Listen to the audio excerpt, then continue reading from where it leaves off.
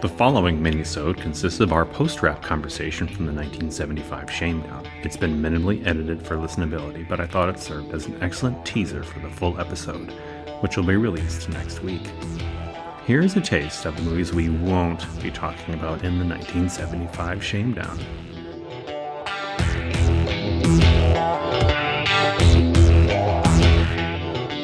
So what did you think of your 1975 experience as a whole? Seeing as how that I listed them out, I watched 30-something movies for 1975, and I still have a stack of movies at home that I didn't get to. I don't think I would have tired of it, and there are a number of movies that I would have liked to have talked about, but I couldn't justify it, like the Roger Corman produced Crazy Mama with Cloris Leachman, which I thought... See, I could have talked about that one for a while. Which I think is a really interesting movie. Yeah. And fun, but I had... Really interesting Jonathan Demme movie. Yes, really. And that's why I was like, oh, well, I definitely have to watch this because I didn't, I haven't seen this Demme movie. That I'm like, any other year, like Lips of Blood, my Jean Rollin movie that I hadn't seen in 1975, which wasn't one of my favorites of his, but it's still interesting. I would have liked to have talked about that. Yeah. And probably the one that the really solid film that didn't make the cut for the list to talk about was Hard Times. I liked it a lot, but I didn't find, like, it wasn't an interesting movie to really expound upon. The one that I would have liked to bring up, and I'm going to do it now, is The Killer Elite. Peckinpah? Because it really just seemed like an excuse for Peckinpah to go fuck ninjas. Like the ninja genre was like big, so it feels like someone told him to make a movie with ninjas, and his whole response was this, because the whole thing is built around this whole ninja syndicate. And it comes down to the ninjas attack, and they just shoot them one by one. There's no fighting. There's no moment when a ninja actually makes contact with anyone for the most part. They just shoot them. And it was the dumbest fucking climax of a Peckinpah movie that I could have ever imagined. I'm like, surely he'll allow a ninja fight scene of some kind. He's like, no, just shoot him. They're dead. Bang, bang. Do you know how long it takes to shoot a fight scene? I mean, you shoot a couple of guys, you go back to your trailer, you down a bottle, you come back out. Like, why would you waste that choreographing?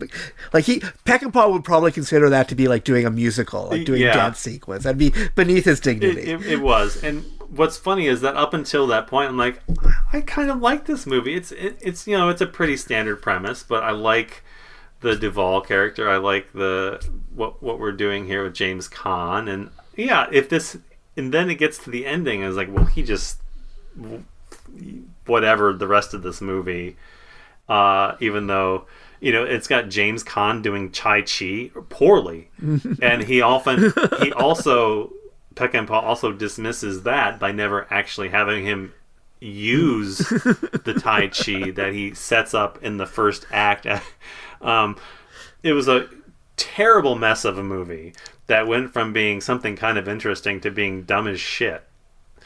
And like, I would like to talk about. And Friday Foster, which I watched for the first time, which was another Arthur Marks movie, who directed A Woman for All Men, which was great. But I didn't have a place to put it. Especially, it was like that or Switchblade Sisters, and I enjoyed Switchblade Sisters more than Friday Foster. It is the better of the two. Like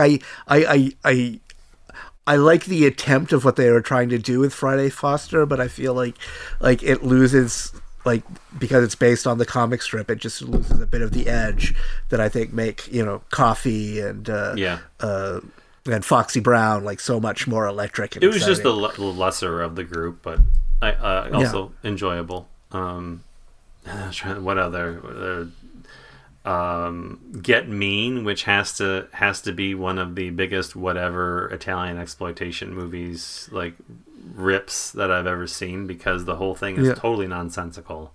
There's no logic involved Yeah.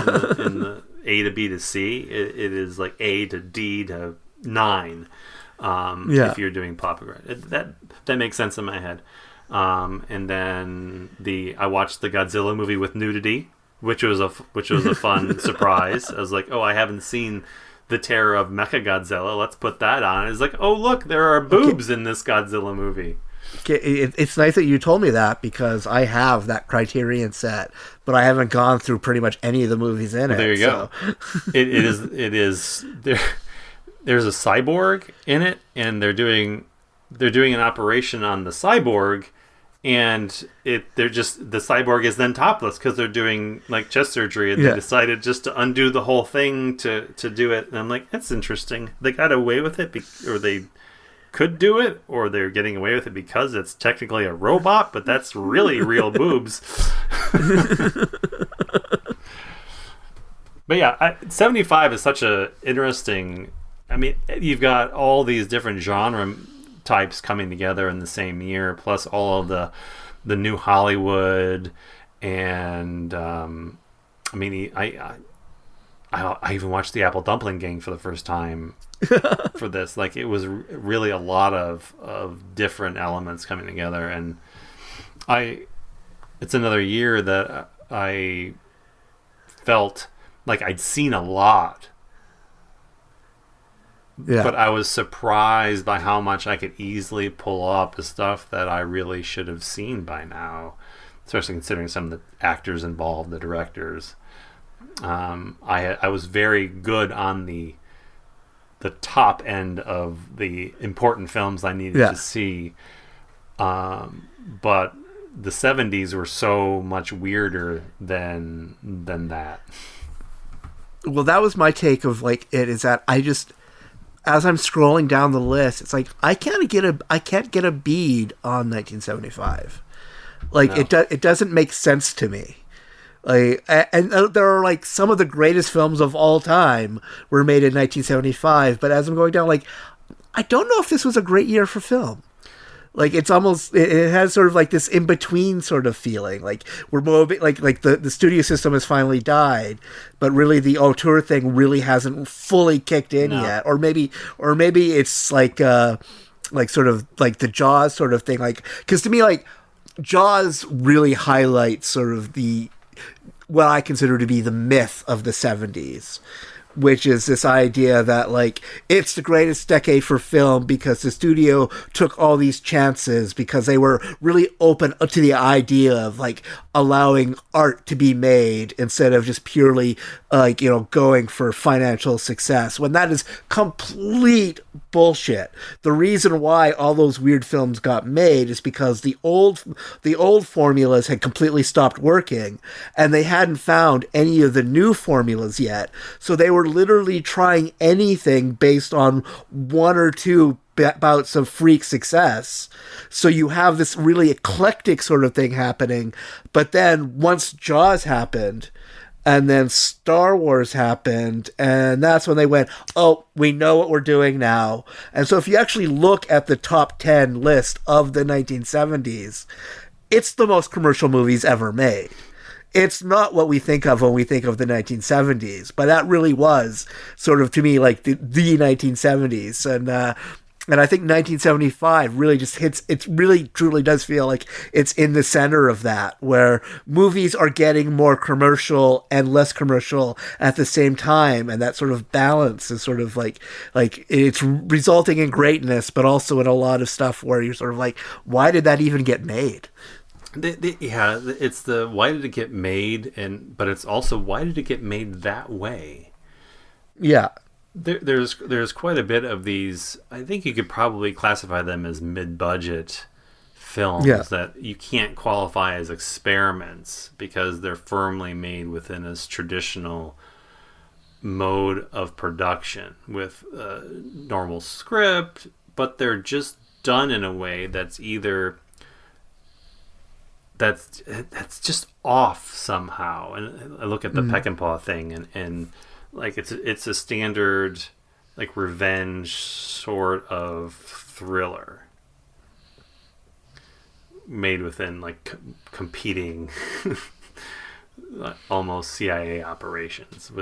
But then it takes this weird genre element that had no business being in it because it was popular at the time. It's like the studios were floundering and pulling at these they weren't exactly, I don't think you could call ninjas zeitgeisty, but yeah. they were popular enough to have spawned a number of films that had made waves. I mean, people were interested in seeing them. They were made cheaply and were making money. Not that they were Hollywood type money, but we're like yanking at any of these ideas to come up with something new. And it made for some really weird or tone deaf appropriation. Like, not just cultural appropriation, but genre appropriation. Yeah. And I think that's where it gets really muddy. And like I look at some of the prestige movies of the time that were still, and I watched The Wind and the Lion, which I barely finished. I was so disinterested in anything that was happening in that film.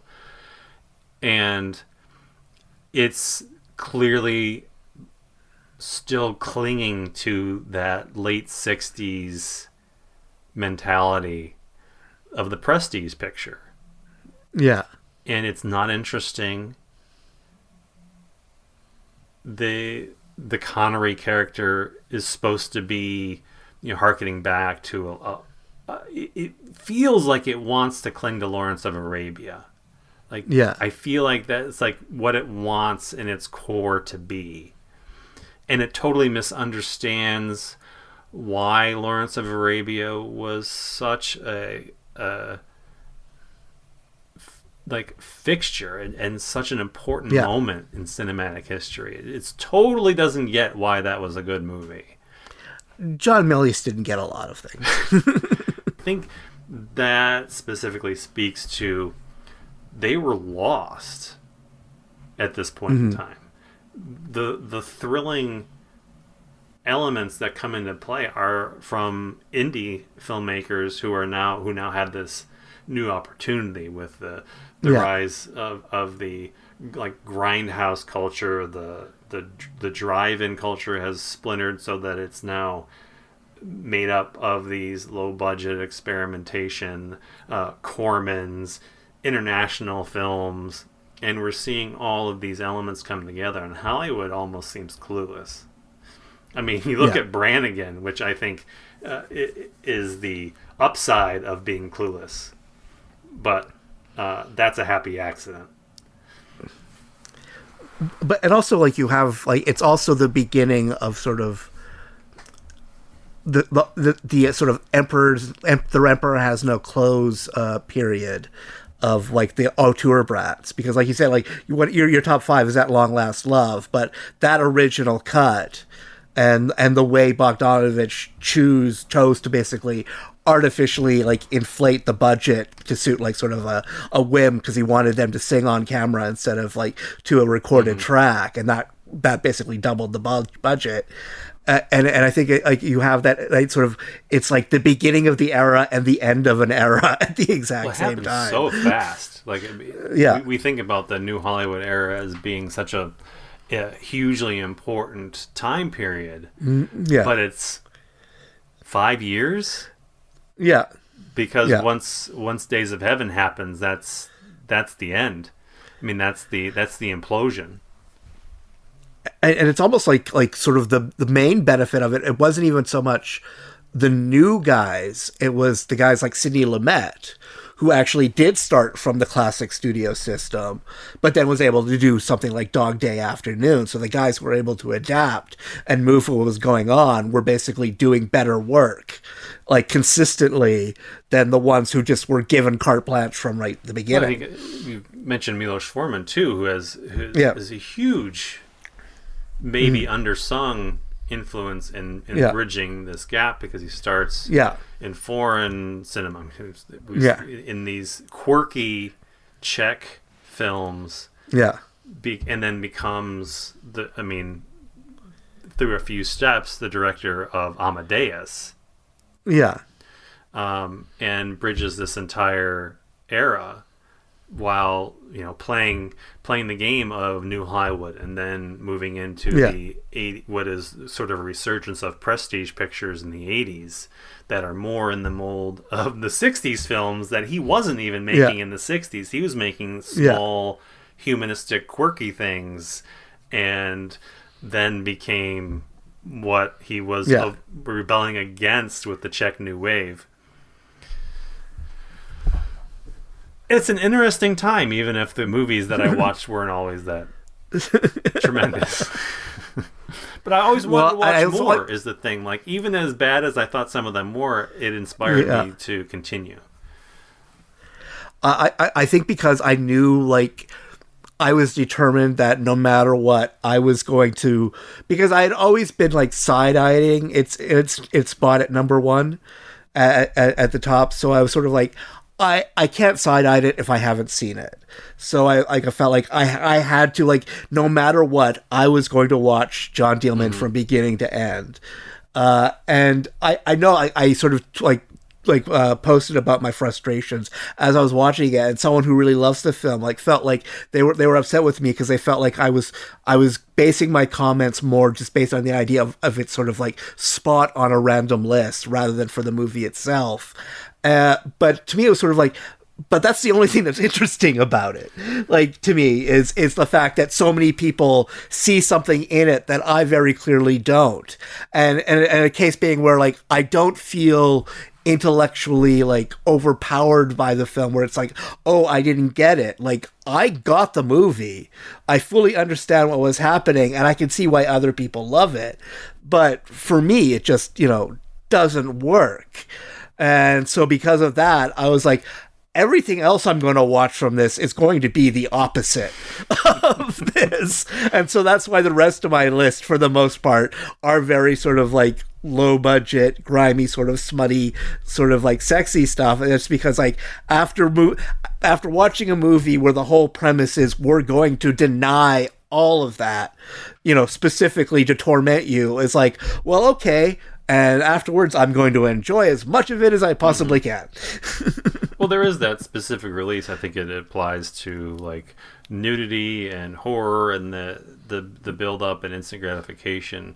And when a movie goes out of its way to withhold the elements that's lording over you for a runtime that must have felt just...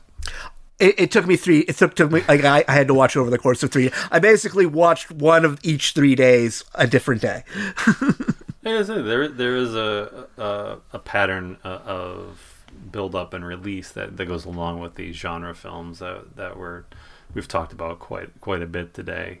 And you could be also strip nude for your killer, where that just has all the release and none of the build up. I mean, there's absolutely no... Yeah. That's also problematic.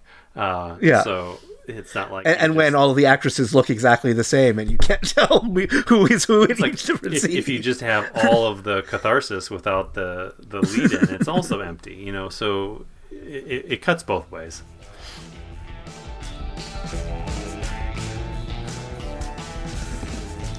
If you enjoyed listening to Allan and I talking about movies that didn't quite make the Shamedown cut, you should definitely tune in next week, when you'll get to hear James say, and I'm just going to continue on because this movie sent me into a fucking rage. And finally, a friendly reminder to leave us a glowing review on your podcast platform of choice. We hope to see you on this same bad channel next week for the full 1975 Shamedown.